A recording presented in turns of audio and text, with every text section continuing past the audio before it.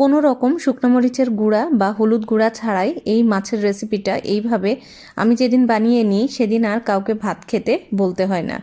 এমনি এমনি সবাই খাওয়ার জন্য রেডি হয়ে যায়। মাছের এই রেসিপিটা এত বেশি মজার হয়, একবার তৈরি করলে কিন্তু বারবার তৈরি করে খেতে ইচ্ছে করবে। রেসিপিটা এত বেশি মজার হয়।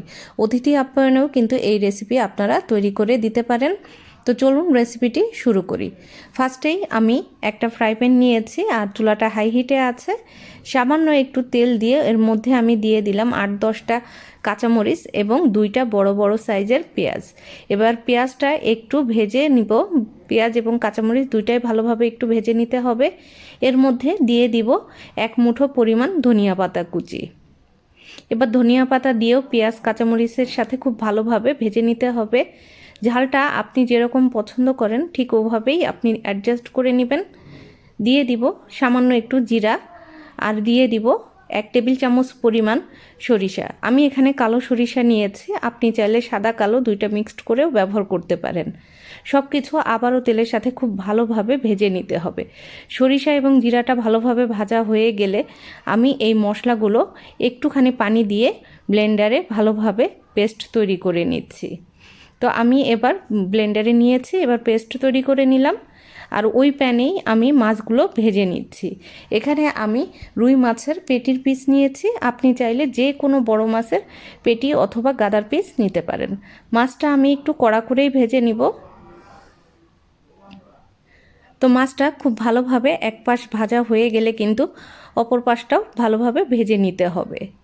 তো দুই পাশ আমি লাল লাল করে খুব সুন্দর করে এভাবে ভেজে নিয়েছি। তো মাছগুলো তুলে রাখলাম। এবার যে তেলটা আছে ফ্রাই প্যানে, ওই তেলের মধ্যে আগে থেকে যে মশলাটা বেটে রেখেছিলাম সেই মশলাটা আমি নিয়ে নিচ্ছি। সবটুকুই নিয়ে নিতে হবে। নেওয়ার পর আমি খুব ভালোভাবে তেলের সঙ্গে মশলাটা একটু ভেজে নিচ্ছি। এই রান্নায় কিন্তু অতিরিক্ত কোনো কিছু দেবার দরকার নেই। এবার দিয়ে দিব 1 টেবিল চামচ পরিমাণ আদা রসুনের পেস্ট আর সামান্য একটু দিয়ে দিচ্ছি ধনিয়ার গুঁড়া, স্বাদমতো লবণ আর ব্লেন্ডারের জারটা ধুয়ে একটুখানি পানি দিয়ে দিলাম। এই পানিটা দিয়ে মশলাটা খুব ভালোভাবে কষিয়ে নিতে হবে।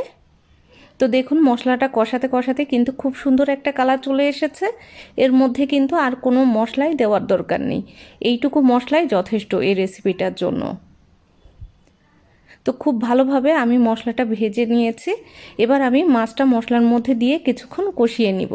এভাবে একদিন মাছটা রান্না করে খেয়ে দেখবেন, আপনারা নিজেরাই বলতে বাধ্য হবেন এই রেসিপিটা কতটা মজার।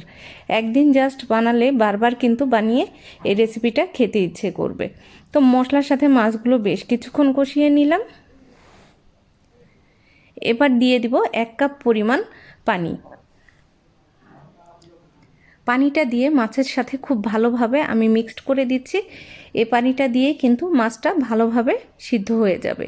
চুলা হাই হিটে রেখে আমি ভালোভাবে ঢাকনা দিয়ে 10 মিনিটের মতো রান্না করে নিব। 10 মিনিট হয়ে গেছে আর ঝোলটাও কিন্তু একেবারে গা মাখা হয়ে গেছে আর উপর থেকে কিন্তু তেল ভেসে উঠেছে। এর মানে কিন্তু মাছটা একেবারেই সার্ভ করার জন্য রেডি। গরম গরম ভাতের সাথে অথবা আপনারা চাইলে পোলাওয়ের সাথেও এই মাছটা সার্ভ করে দেখতে পারেন। এটা খেতে কিন্তু সত্যি অনেক বেশি মজার। তো আজকের রেসিপি এ পর্যন্তই। সবাই ভালো থাকবেন। আল্লাহ হাফেজ।